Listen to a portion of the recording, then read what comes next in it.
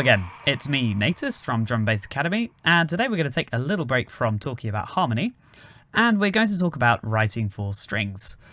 Today we're going to cover trying to write something that's a bit more idiomatic, which is to say, sounds a bit more typical for strings writing, especially from a classical music perspective, and we'll end up with something sounding a bit like this.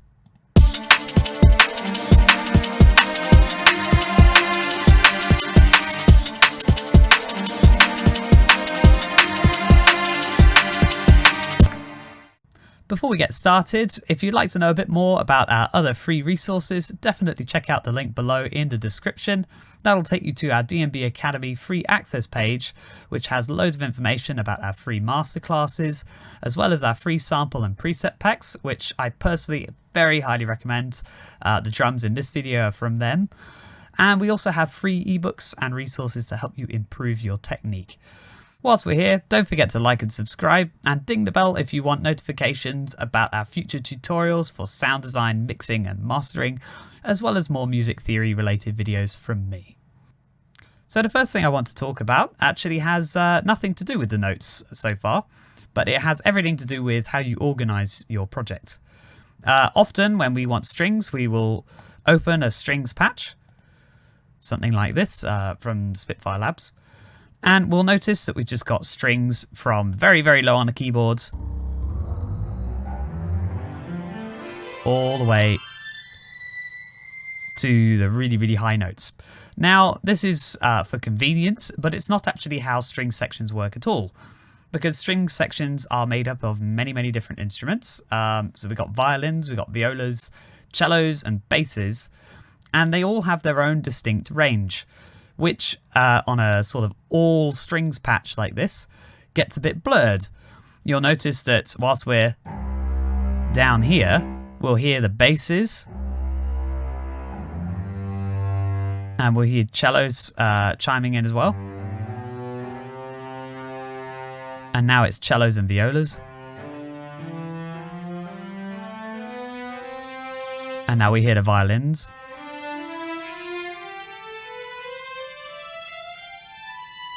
And it's just violins now. So you see they've kind of spread it out across the keyboard, and there's little transition moments. That is just for our convenience, but it's not how we're actually going to write for strings.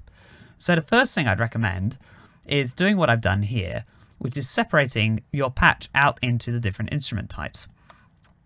And you don't need, I have BBC Symphony Orchestra, which I got because it has a bunch of different techniques, and it sounds pretty good. But you don't need that to be able to write this way and to have it improve your arrangements. All you need to do is just take whatever sampler you got, whether it's an all patch or whether it's an individual instrument, and just duplicate it out and put it into the various instruments. So we have two violin sections, a viola section, a cello section, and a bass section. And you'll see I've done these in labs. These are all the same instruments, but we're going to write for them slightly differently. And the main reason for that is because we want to actually be conscious about the number of voices we have. So just like with the fact that as much as we have an all patch, like a kind of a keyboard setting here, and how that's different from how we'd actually write for strings in a score, in much the same way, we don't just give a random number of notes to a given instrument section. We usually stick to one note, or if there are particular points of emphasis or particular colors we want to make, we might do what's called divisi, which is where we split the section into 2 or 3 or sometimes even 4, it's even 6. But those are for special effects and for emphasis. So typically we tend to have everyone in that section playing the same note. So you can see here, in my MIDI clips, I've got just one note per instrument group.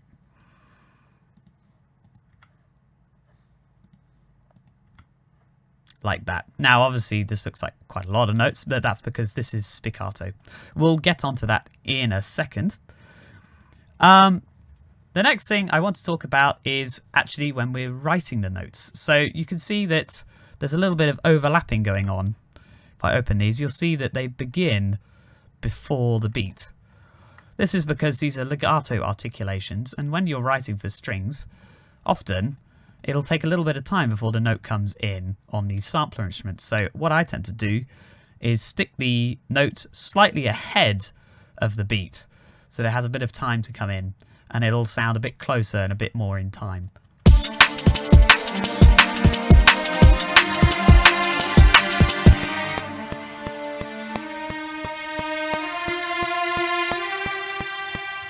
Even with it ahead, it still comes slightly late, but I've left that as it is because we all know string players play a bit late anyway, so that's actually quite realistic.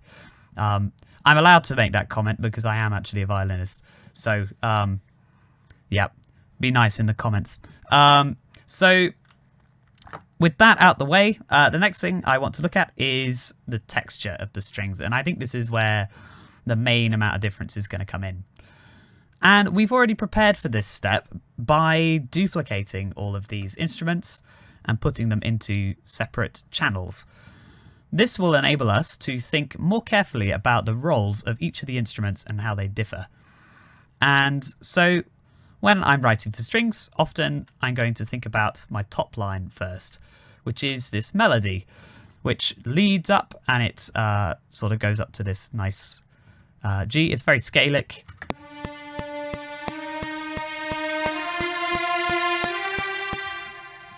And as you can see, I've automated the volume here. Well, this is actually dynamics, which will sort of fade in and out between dynamic layers.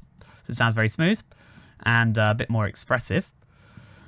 And now I could just have all my strings playing this rhythm, but that's going to sound almost a bit like I played it on a keyboard, and is one of the reasons why it wouldn't sound very realistic. Often in strings music, is very influenced by how people have written for string quartets, which is where we have two violins, a viola and a cello. And in those quartets, each instrument has a role, and they're supposed to come together and combine all of their different roles to make them sound a bit like a symphony orchestra, so that they have lots of things going on and a very varied texture. So in order to capture that, in my second violins, rather than just having the same rhythm, I've written a little counter melody, which you can see we actually don't come in on the first beat, but then we have them playing every beat rather than every bar, and then we have these suspensions as well, which resolve down. So together they sound like this.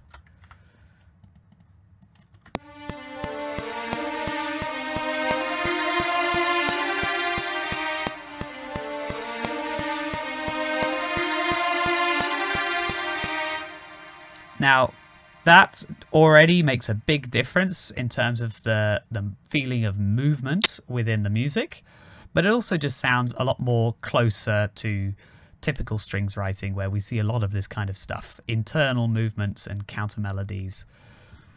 And what I've done here with the violas is just mirrored the rhythm of the first violins so that we've sandwiched that little melody inside. So we have the violas and the first violins. Say if I mute the second violins here, we have the violas and the first violins doing pretty much the same thing, just harmonizing each other in fifths. Actually, it is a fourth, sorry.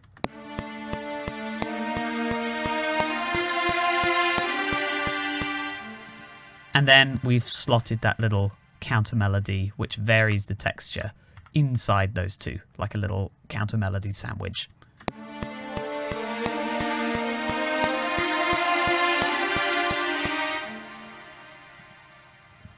And that sounds good and that sounds nice, but I still wanted a bit more movement. So what I've done here is another thing I want to talk about, which is varying your articulations. Now, even if you've just got free strings patches, so like this lab stuff, they should give you more than one articulation. So we see they've given us here ensemble, long and short. And so I want to use those short articulations just to create a little bit more upbeatness to it. I mean, this is a drum and bass track after all, and it should help with the agitation and the sense of momentum. So what I've done is I've just written a little bass line that goes between the tonic and the fifth of the chord. So no real chromatic notes, nothing particularly melodic about it. It's just a little bouncy bass line that's going under everything else that's happening. And the fact that it's a bit simple is really helpful because it doesn't distract from this really lovely counter melody that we sandwiched in here in the second violins.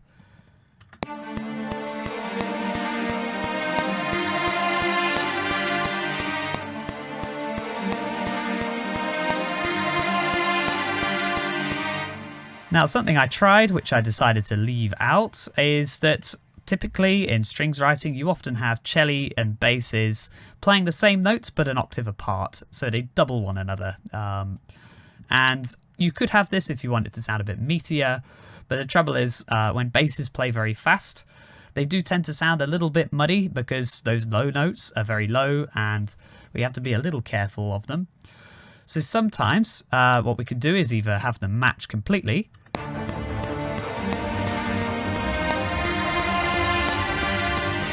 which does sound a little muddy, or we could just make them play the outline. So say if I deleted these middle notes by selecting them here,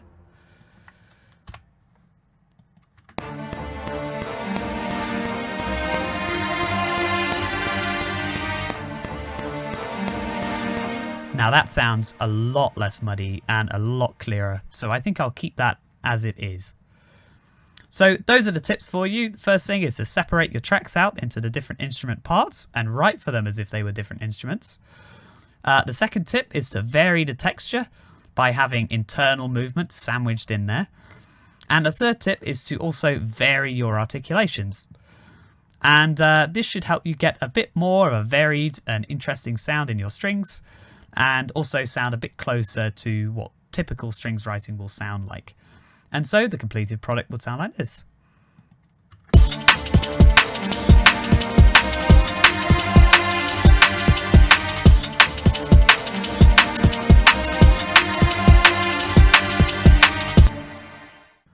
If you've enjoyed today's video and you'd like to know how to support the channel, definitely consider getting one of our preset bundles. We have some fantastic sounds available, as well as our producer bundles, which are a great collection of tutorials which come with included presets and samples with which to make a track from scratch. And on the topic of presets and samples, if you'd like to know more about our preset pass, please follow the link in the description. I hope you found this helpful, and hopefully you should be able to do a little bit more with your strings now. And for the meantime, it's been me, Natus from DNB Academy, and I will see you in the next one.